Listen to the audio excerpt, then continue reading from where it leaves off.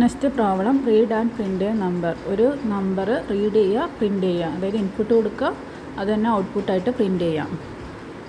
അപ്പോൾ അതിൻ്റെ ഫ്ലോ ചാർട്ടാണ് നമ്മൾ റാപ്റ്റർ ടൂൾ വെച്ച് വരയ്ക്കാൻ വേണ്ടി പോകുന്നത്. ഓൾറെഡി നമുക്ക് സ്റ്റാർട്ടും എൻഡും അവിടെ തന്നെയുണ്ട്.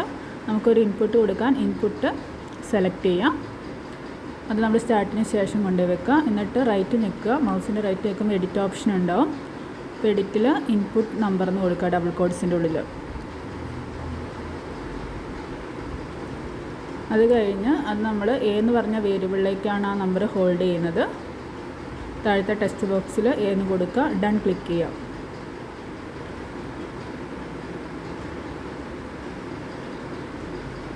പുറത്ത് നിൽക്കുമ്പോൾ പുറത്ത് ക്ലിക്ക് ചെയ്യുന്ന സമയത്ത് അത് ഇൻപുട്ട് നമ്പർ ഗെറ്റ് എന്ന് പറഞ്ഞാൽ അത് ലേബൽ ചെയ്ത് വന്നിട്ടുണ്ടാവും. നെക്സ്റ്റ് നമുക്ക് ഔട്ട്പുട്ടാണ് കൊടുക്കേണ്ടത്. ഔട്ട്പുട്ട് സിമ്പിൾ ക്ലിക്ക് ചെയ്യുക. ആ ഇൻപുട്ടിന് ശേഷം അവിടെ ക്ലിക്ക് ചെയ്യാം. എഴുത്ത് ബട്ടൺ ക്ലിക്ക് ചെയ്യാം, എന്ന് കൊടുക്കുക.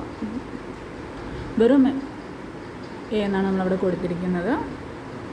അപ്പോൾ നമ്മുടെ problem algorithm flow chart complete ആയി. ഇൻപുട്ടും കൊടുത്തു, റീഡ് ചെയ്യാനും പ്രിൻ്റ് ചെയ്യാനുള്ള മെസ്സേജ് കൊടുത്തു. ഇനി റൺ ചെയ്യാം.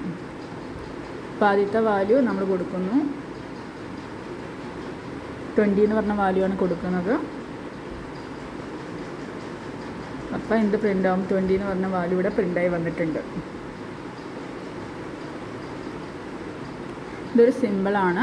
അതായത് ഒരു നമ്പർ ഇൻപുട്ട് കൊടുക്കുന്നു, ആ സെയിം നമ്പർ ഡിസ്പ്ലേ ചെയ്ത് വരിക. അപ്പോൾ അതിൻ്റെ ഫ്ലോ ചാർട്ടും അതിൻ്റെ അൽഗോരിതത്തിൻ്റെ വർക്കിങ്ങും ആണ് ഈ വീഡിയോയിൽ കാണിച്ചിരിക്കുന്നത്.